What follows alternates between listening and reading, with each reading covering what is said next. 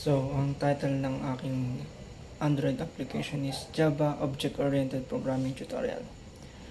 Ito po yung aking home landing page.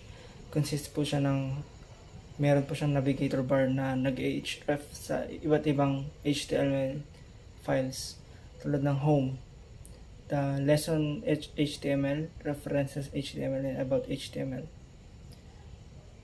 Sa homepage ko po, ito po yung landing page ko na nagko-consist po siya ng introduction on what is Java Object-Oriented Programming. Then, sa lesson page. Sa lesson page naman po, nandito po yung chapter 1, Introduction to Java. Ang nilalaman po niya ay what is Java, yung mga types of Java application, Java App Platform Editions, History of Java, Java Version History, First Java Program, yung pagpiprinting po ng Hello Java. Then sa chapter 2 ko po naman po, dinidiscuss po siya doon yung mga variables, data types, and operators.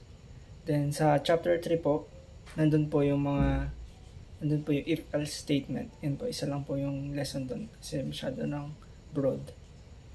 Then, the references HTML, ang nilalaman naman po nito ay yung mga reference na ginamit ko.